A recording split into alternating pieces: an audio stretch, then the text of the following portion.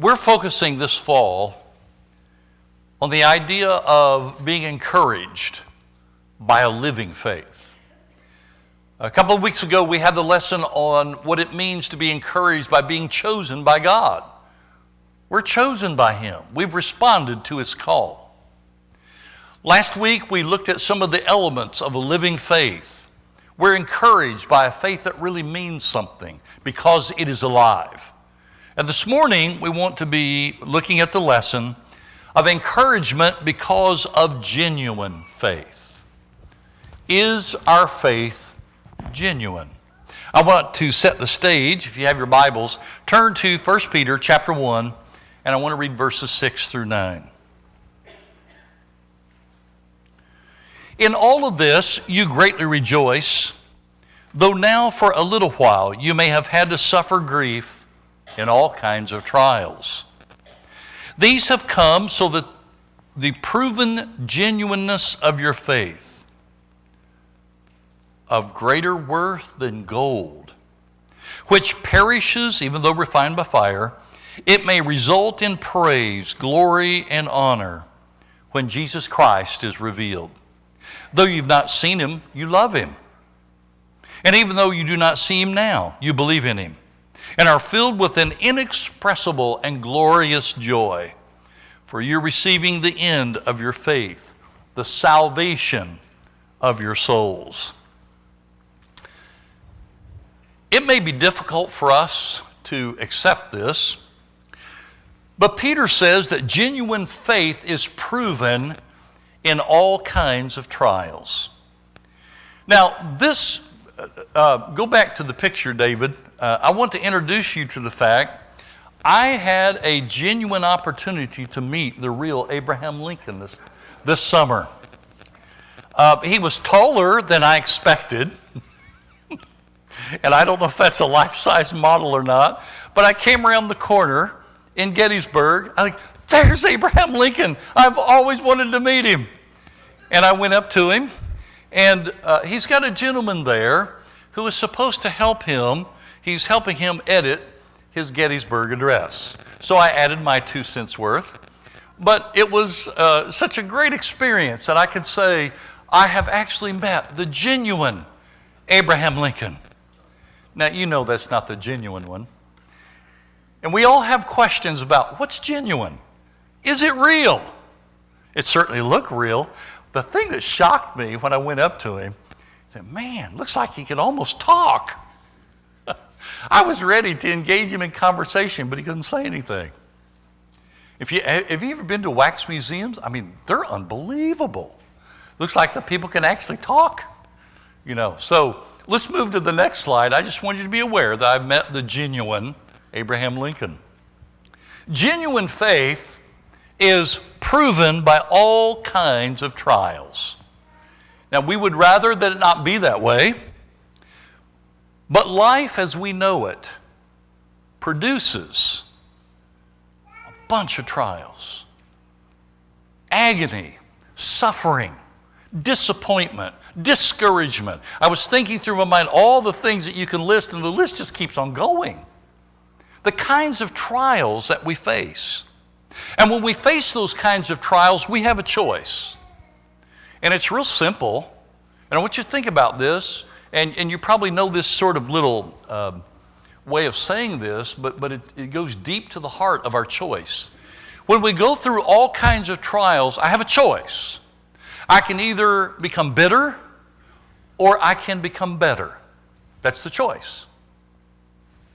And it is easy to allow yourself to get bitter. It's easy to shift into that mode. Bitter because you feel like that maybe I've had way too many trials and now it should be somebody else's turn. Bitter because people I thought I could count on during those trials didn't step up to the plate. Bitter because I didn't know any other way to respond and I'm disappointed in myself. All sorts of reasons why we become bitter in trials. But if we're Christians who are living by genuine faith, we ask God to help us not go that direction. Sometimes we go that way and we don't realize we're going that, not go that direction, but through the power of the risen Lord, and His Holy Spirit working in our heart. God, help me to be better and not bitter. Peter says you could still rejoice. That's hard. It's really hard. It's hard in our minds to connect the reality that if there's all kinds of trials, that's an opportunity for rejoicing. I can't say that I'm quite there yet. I think where I am is that when all kinds of trials come into my life, I know God can work in that. I'm open to God working in it. I'm not quite sure yet that I'm 100% at the rejoicing part. That's the part of my journey I'm really trying to lean into. Maybe you're already there. And if you are, see me after church. I want to know what your secret is. It is hard to rejoice in all kinds of trials. One of the things that Peter says that is just a breath of fresh air to me, he's going to use this phrase that the trials that you go through are just for a little time. The Christian faith that is genuine has an overarching view of time that makes us recognize that what we're going through right now, this isn't all that there is. This is not going to be forever. And that's the element of faith that keeps us going. But for Peter, genuine faith is that which is proven and tested to be genuine. Proven and tested. Think of all of the products that we use that are proven and tested before they go on the market. Yesterday, and I have a hunch, I don't know this for a fact, if you know more about this, I would like to know about it. I have a hunch that our iPhones, that most of us have gone through all kinds of testing so that they can take all kinds of beating and still go on working. Because yesterday, without meaning to, I dropped my iPhone twice on concrete. And I thought, oh my goodness. Picked it up, it's still working. Twice. Still working. Now, I will tell you when it won't work. I had one before this one. We went out to Applebee's after services one Sunday, and somebody called me just as we were leaving the restaurant to go to the car, and I pulled my phone out. And have you ever had this happen? I pulled my phone out, and it just kept on going.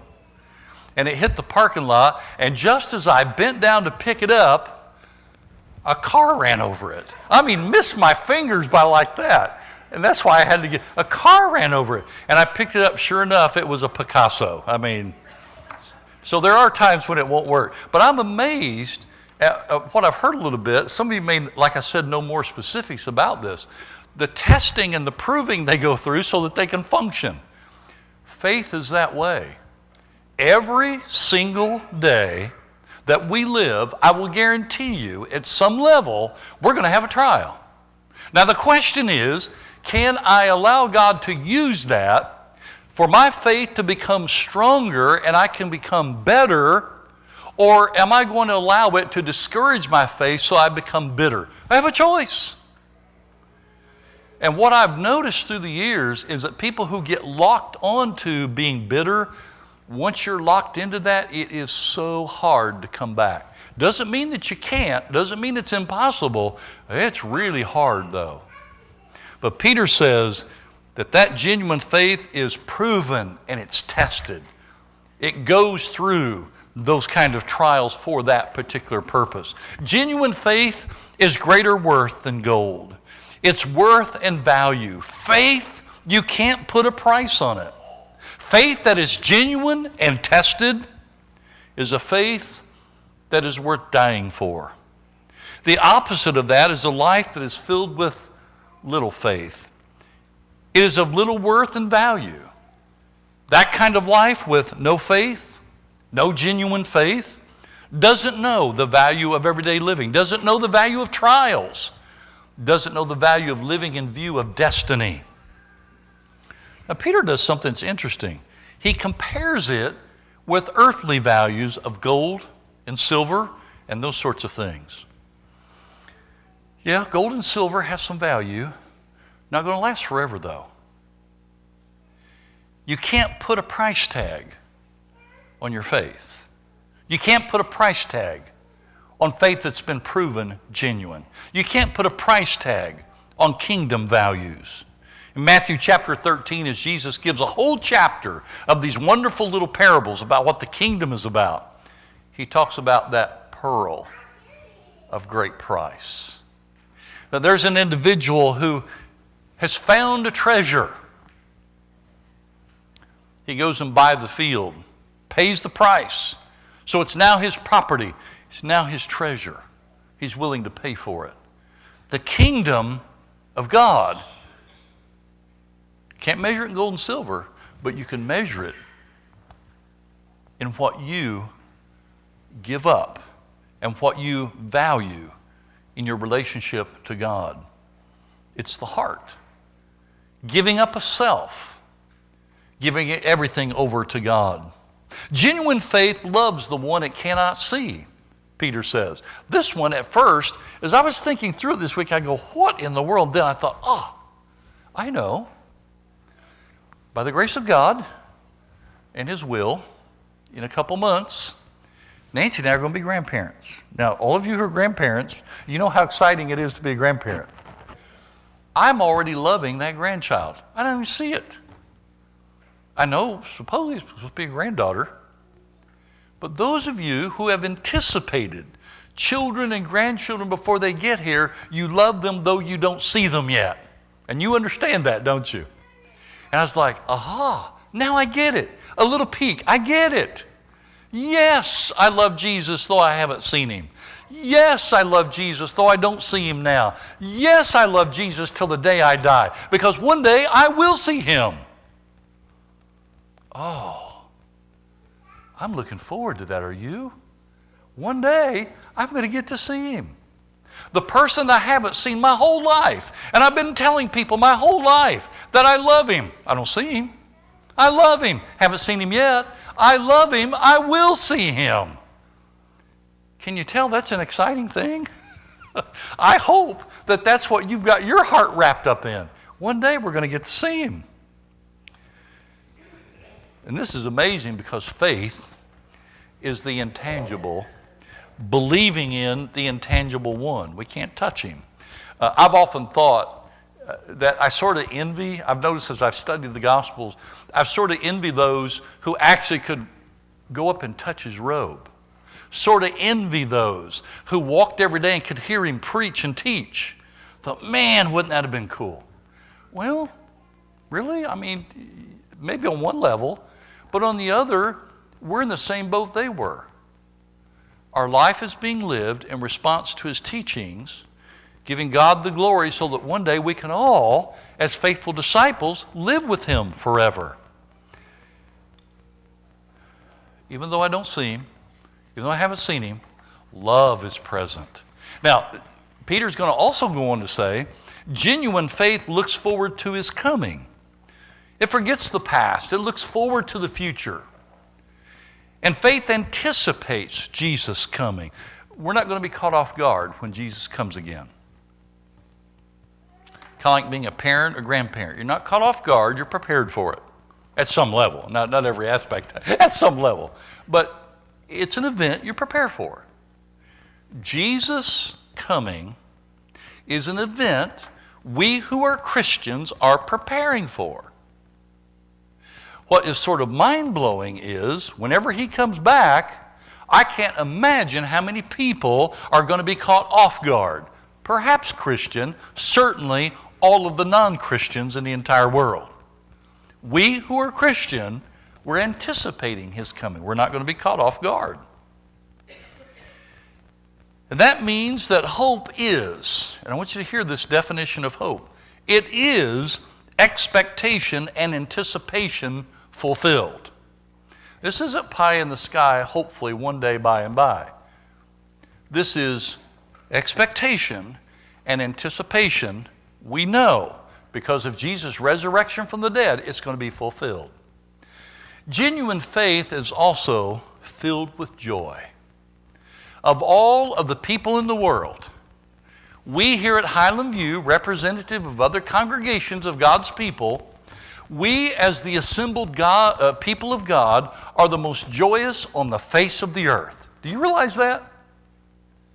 That because we are disciples of Jesus Christ and we're anticipating His coming, And we're living a genuine faith that's being tested by daily trials, but we're doing it with joy.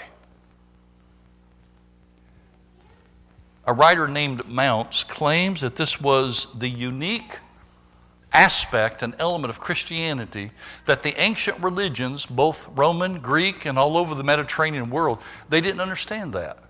That uniquely, the Christian faith brings an element of joy in the midst of life's trials and in the midst of anticipation for the future.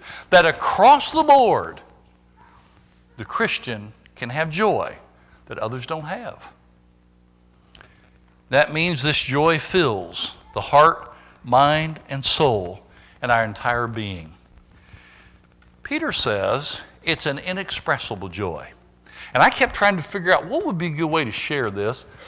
A few years ago on the History Channel, there was a special on how our national parks got started. And there was a gentleman that I didn't know anything about until that time. His name was John Muir. Some of you know about John Muir.